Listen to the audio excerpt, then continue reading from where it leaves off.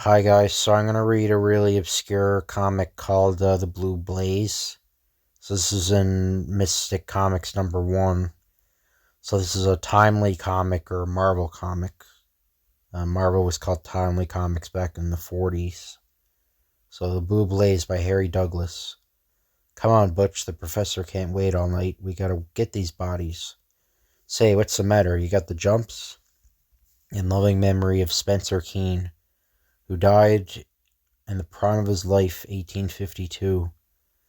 The sight that strikes sheer terror into the black heart of the ghoul is a hand emerging from a grave dated 1852. Let us go back to the laboratory of Dr. Keene at Midwest College. The year is 1852. Yeah, they said it like 3 times. Son, before you go out to your college masquerade, I want to show you something. Your costume reminded me of it. A blue blaze. Yes, son, and I'm going to destroy it. I have insects here who have recovered to live many times their normal lifespan. Frankly, this blue blaze frightens me. Dr. Keene goes on to explain how he killed mice with the blaze only to have them revive months later, stronger than ever. The fire's just a different color. I don't know how that's supposed to anyway. As Dr. Keene announces his decision, the dread of the plains, the tornado sweeps down on the Midwest College campus. The laboratory is wrecked and Spencer Keene is knocked into the path of the blue blaze, which is being turned on by flying debris. 85% of the population was killed. Burials were speedy like the others. Spencer Keene was buried as he was dressed to death and without the services of a mortician. But this was not the end, merely the beginning, for Spencer Keene had not died. During his years of hibernation, Spencer Keene gained strength 1,000-fold by means of substrata dramatic rays. He is made unconscious of the slow domination of evil in the world. He patiently sleeps and waits for the day when he may throw fear into the forces of aggression and crime. So he just happens to be dressed in a costume.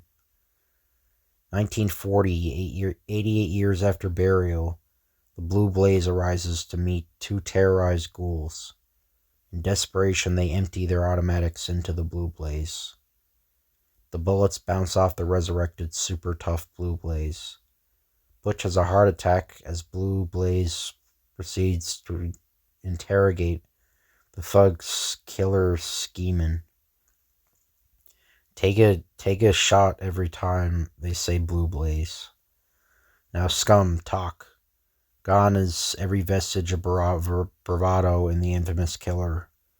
At the inn, the green lamp on the edge of town. Go and ask for Professor Malusky. I want to see Professor Malusky. At the green lamp, we heard your fatal request, buddy, and it's going to be granted. I might add very much to your sorrow. So long, chump. You've entered a one-way street. Blue blazes placed in a hidden elevator. The elevator is sent down many miles into the earth. Hey, they look all surprised when they first arrive. All right, Snoopy, come with me. Well, this is astounding. I think I'll look around a bit. Blue Blaze is frankly amazed at the immensity of the project.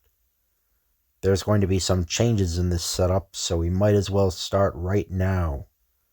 When investigating, Blue Blaze is confronted by a red gem. This is odd. Power play from the gem encircles Blue Blaze. So that's a plan A, tension ray, to keep me in line. I think I'll play along with the boss. The ray whizzes the Blue Blaze through poison gas and germ laboratories, and down through spaces stored with all types of advanced destructive weapons. Why is Blue Blaze like in quotes? Then the red gem strikes its home, a ray receptive socket in the desk of one Professor Malusky, plunk, leaving the blue blaze standing in front of the king of crime. Well, you have You have wanted to see me, and you have. I have also shown you my power in arms.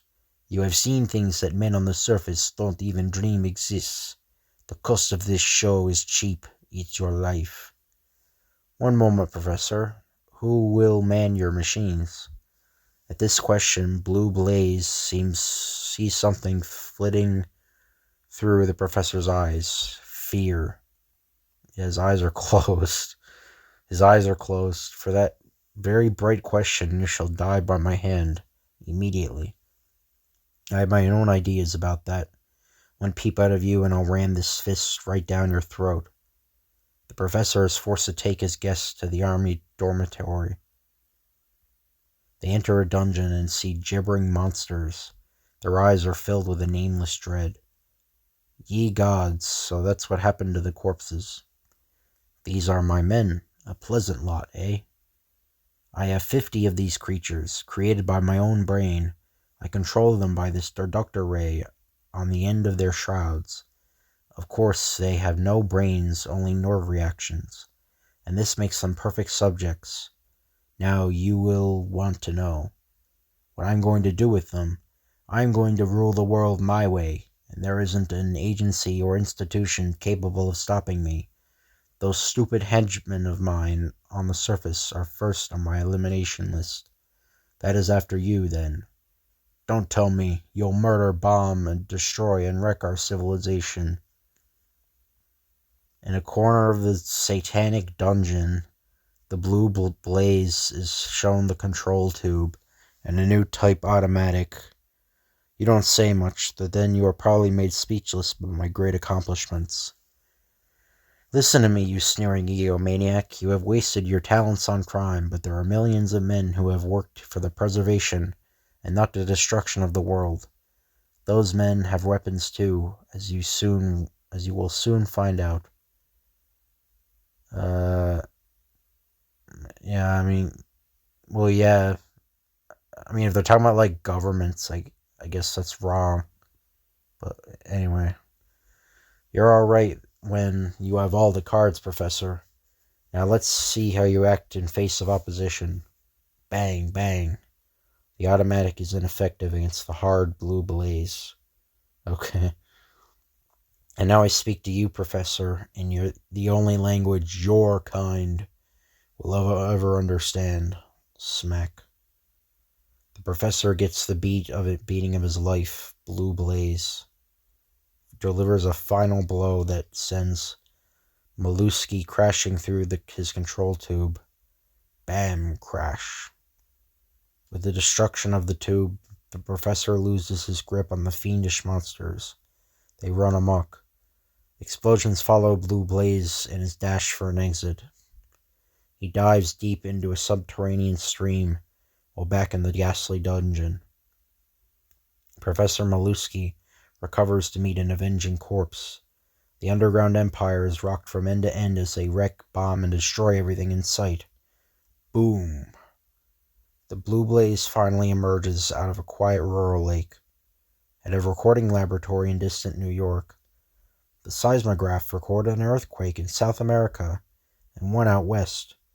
That one in South America was bad, but from what I can see, the one out west was of no consequence. Okay, what's the point of that? I mean, this comic's pretty bad. Yeah, this comic is actually pretty bad.